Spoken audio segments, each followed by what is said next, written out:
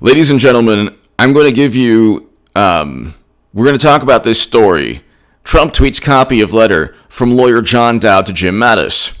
Now, General Mattis basically echoed the same narrative that media and Democrats want everyone to hear, that President Trump is an authoritarian strongman, and he shouldn't engage in any heavy-handed or draconian policies towards peaceful Americans that aren't doing anything but exercising their First Amendment rights. Well, we'll get to that in a second. There are over 10,000 Americans across the country who've been arrested. In Minnesota alone, there's $25 million of property damage, and there's very likely hundreds of millions of dollars, according to one article in an insurance publication around the country. Hundreds of millions of dollars in property damage and over 10,000 Americans in police custody. So how does General Mattis or anyone else come to the conclusion that that it's all peaceful? There's no reason for any response from the National Guard, and the response from the National Guard is due to governors who have lost control and mayors who have lost control of their cities and states. And these are generally Democratic mayors and Democratic governors. Just like George Floyd, his life was taken in a Democratic city, Minneapolis, with a Justin Trudeau wannabe mayor and a Democratic governor and two Democratic senators. And Amy Klobuchar in Minnesota actually refused to prosecute the officer who took George Floyd's life. And then you had Eric Garner, who was also, his life was taken in New York City. And in 2014, under President Obama's administration, well, we should say with Bill de Blasio as mayor, Andrew Cuomo as governor, Schumer and Gillibrand as senators. These things are taking place often in Democratic-run cities and states. And just like 3 to 4 Democratic-run states, New York, New Jersey, Michigan, and Illinois, you take those states, that's over half of all the lives lost in the entire country. The aggregate numbers point to complete mismanagement and inept and counterproductive and absurd policies by Democrats. So from the pandemic to this, you have media covering for the Democratic Party. It's unbelievable. 10,000 people in police custody, and hundreds of millions of dollars in property damage. And James Mattis and others are saying, well, Trump you can't use the military against peaceful protesters. That was, number one, President Trump has stated he's an ally of all peaceful protesters. So the lofty, beautiful, eloquent words that President Trump issues in his speeches, nobody reports on. Go look at his speeches. Okay, they're beautiful. Most of what he says is wonderful and beautiful. The media never looks at the compassion, at the words that all Americans could unify around, because they don't want that. The average speech, well, we can get to that in a second, okay? But they only focus the Law and Order president was one sentence where President Trump says, I'm also an ally of all peaceful protesters. But, ladies and gentlemen, share and subscribe to H.A. Goodman's other channel. It's below in the pinned comment. That's my second channel, a little bit more myself on that channel. This is my main channel, and subscribe to H.A. Goodman's Hyperbole Translator. It used to be Bizarro World Goodman. It's now a fact-checking channel. Very important. Please go ahead and make sure that all your notifications, that your phone allows for YouTube notifications. So you have to make sure your phone allows for YouTube notifications, and make sure that you get all notifications. Click on all notifications for this channel, for H.A. Goodman's other channel, and for formerly Bizarro World Goodman, H.A. Goodman's Hyperbole Translator, where I translate. I'm like a Rosetta Stone for all the false analogies and claims made without evidence of Democrats and media. they're going to lose in November. This is not going to be good for the Democratic Party. You have Hillary Clinton, who's going to be nominee. There's no way they're going with Biden, but they're convincing themselves that Biden can actually win. Okay, they have to promote this confidence. Okay, Biden has around 30% of voters who are very enthusiastic. President Trump has around 70%. So you have around a 40% gap there. Okay. In every poll, you see that, he's down in Arizona, he's down in Ohio, he's down in Wisconsin, he's down 10 points nationally. In every poll, there's an enthusiasm gap, and President Trump is around 5 to 11 points above Biden in terms of the economy. The only reason Biden is ahead in national polls is that they've added questions like race relations and what was the other one? Unifying the country. These things where 3 days before George Floyd was murdered, Joe Biden said, if you have a problem choosing between me or Trump, you ain't black. This is the most absurd, offensive thing that anyone could ever have said. And they, in a second, the Washington Post said, he didn't mean it. He didn't mean it. It's like, if Trump had said that, they would be apoplectic, hysterical, seething, fuming, like they always are. So the fact that Biden, first of all, Biden, you don't really hear him speak. Just yesterday, he said 10 to 15% of Americans aren't good people. That's around 40 plus million Americans. 49 million Americans. So he said they're not good people.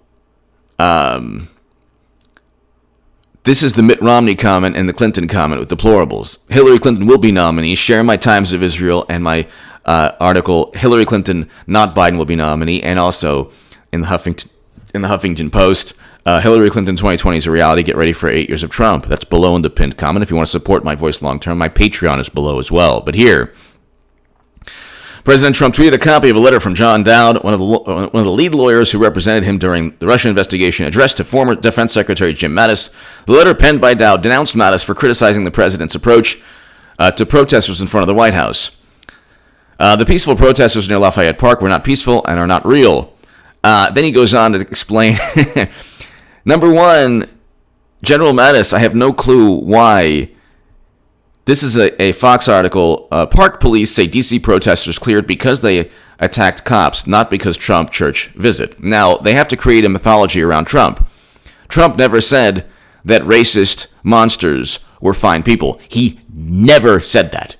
He said the both sides statement was speaking about protesters on the left that day and conservatives who had nothing to do with the racist monsters, who wanted to keep statues up, Civil War statues up, Confederate statues up. Now, you might think, well, that's racist anyway. Well, that's another discussion.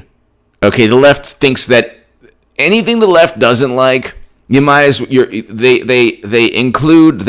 make these false equivalencies where if you don't agree with if you disagree with a Democrat or anyone on the left, you are now lumped together with the most horrendous people of all time, and the most horrendous political figures, and the most,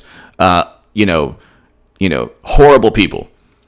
So President Trump was referring to conservatives that also protested throughout President Obama's administration regarding Civil War statutes and keeping up Confederate statues, and there were no issues during President Obama's administration. Media didn't care about it. They deliberately altered and manipulated and just edited Trump's comments and then assigned and injected intent and malice, because they don't utilize the entire quotes from President Trump, and then they just fabricate quotes like Trump called a country a you-know-what country. Meanwhile, President Obama, in that region of the world, actually destroyed a country with a failed NATO intervention in Libya, a North African nation. So President Obama failed NATO intervention, where that, since 2011, the country has been embroiled in chaos and mayhem, where the country is literally carved up into three zones. and you have two leaders vying for power, and it's been just absolute mayhem. But Democrats get away with it, and President Obama said, it's my biggest mistake. Sorry, oops. Okay, but Democrats care more about what reportedly Trump said, which there's no transcript, there's no video, and there's no audio. They're completely fuming, seething, apoplectic, hysterical, all the time, 24/7, which is why they're not going to get the voter turnout, because guess what? Their voter turnout has to happen in urban centers and cities. These places have been either set ablaze, or property damage has been so profound that it's going to take months and months for the economy to get back going. And so when the economy gets back going, it'll be very quickly. Once the economy can get back, and once society can get back to normal, we'll see some of the best economic numbers we've ever seen, just because it'll be exponential growth. We had record low unemployment, so it'll be exponential growth. But insured losses, this is Claims Journal, insured losses from riots reach catastrophic levels, may rival record. Well, the record was $775 million in property damage in 1992.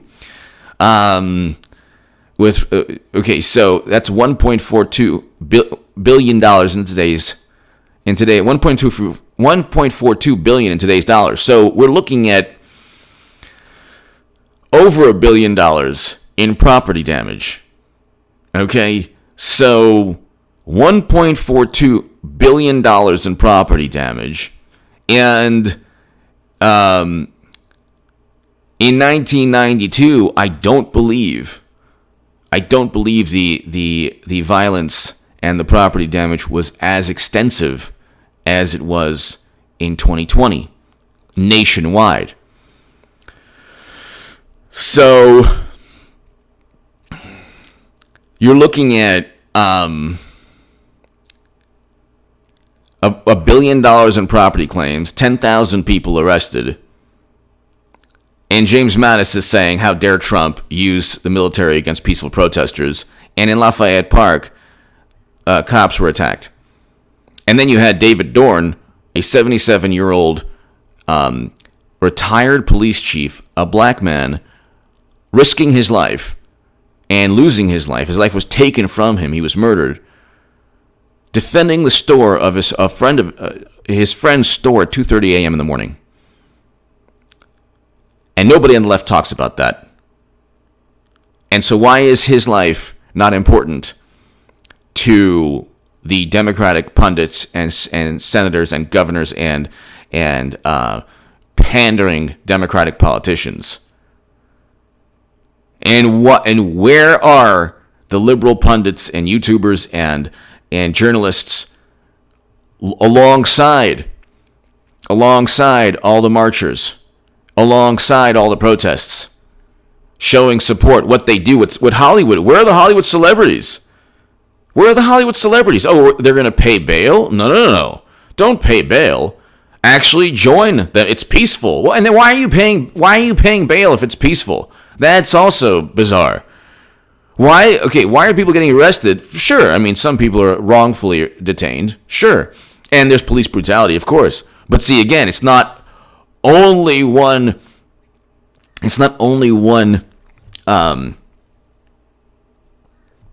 one story or another.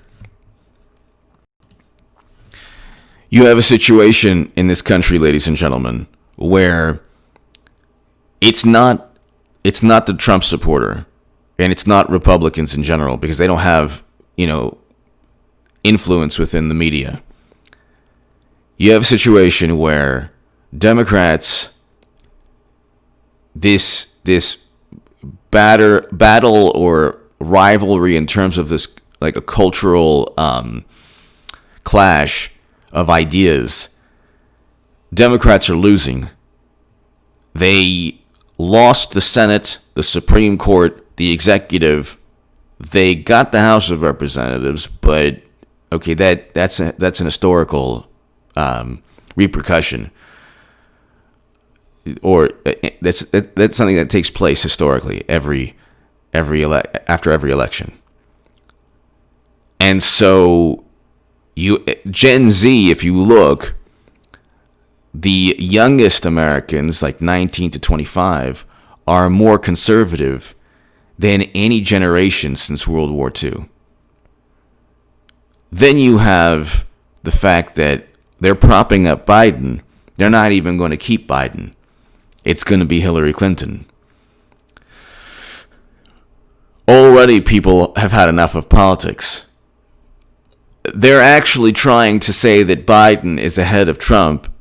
This is the most absurd notion. Biden, when they ask people, if the election were held today, who would you vote for? Well, the media we can't have a self-induced depression because of a pandemic where the mortality rate certainly did not warrant 35 million people unemployed. That's not going to happen every single day from here on out. And you can't have, we're not going to have nationwide, mayhem and chaos with $1 billion now and around $1 billion in property damage and 10,000 Americans arrested. So Democrats, with their schadenfreude and their gleeful, like, oh, look what's happening. Oh, if you want to stop this, you know who to vote for. That can't happen every single day from now until November 3rd. They're gonna pass the baton to Hillary Clinton anyway. But once things get normal, people will then the media can't obsess over Trump any longer. Like, there has to be some acknowledgement of Biden's endless gaffes, and then some acknowledgement eventually of how horrible of a candidate Madam Secretary is, because she's going to be the nominee again. So Biden right now, anytime he opens his mouth, he just said 10 to 15% of Americans are not good people. This is from a person who had a police investigation in D.C., criminal investigation, based on assault allegations from Tara Reade, and a person who voted alongside Bush, Cheney, and Rumsfeld, and a person who helped write a crime bill to usher in mass incarceration, and a person who presided over a failed NATO intervention that obliterated a country in Libya, and then a person who has a litany of bizarre scandals like Burisma and Hunter, and the fact that he withheld military assistance, which has never been completely swept under the rug at all, which is kind of hilarious. They're like, well, he did it because Viktor Shokin wasn't going after corruption. It's not his call. It's not his authority to withhold military assistance, to just fire a prosecutor. That's not the way U.S. foreign policy is conducted. That's the way an authoritarian would conduct foreign policy, by the way. And Democrats are going to lose in November, and it's going to be, the only way to describe them is apoplectic, hysterical, fuming, seething, and they're going to dissolve in a cauldron of their own contempt for Trump. And what are they going to say when they lose again? What on earth are they going to say when they lose again? It's going to be interesting. It will be the biggest night in the history of YouTube. And so watch the live streams on this channel. Watch the live streams. I'll have live streams on H.A. Goodman's other channel. And watch the fact-checking segments that I do on H.A. Goodman's Hyperbole Translator. But only Democrats would ignore 10,000 arrests and $1 billion in property damage and say everything's peaceful. See, there might be very peaceful protests. That's fine. There's also $1 billion in property damage, and because you have 700 plus million in 1992 adjusted, it's 1.42 billion in today's dollars. So the article and the insurance publication said, yeah, it's probably going to exceed that. There's $25 million alone in Minnesota. So, and you have damage in most cities. So, give me your thoughts below. Then they create this mythology that Trump used, tear gas and police against peaceful protesters just for a photo op. Well, that's not true. That's not true. Monuments were vandalized. A church was already set on fire. I mean, the thing is, like, Democrats live in their own world. It'll be interesting how they respond to losing again in November. Give me your thoughts below. I will have, of course, a live stream in several hours, probably around 12 or so, 1 p.m. Pacific. And thank you so very much, everyone. Be here at the live stream in a couple of hours.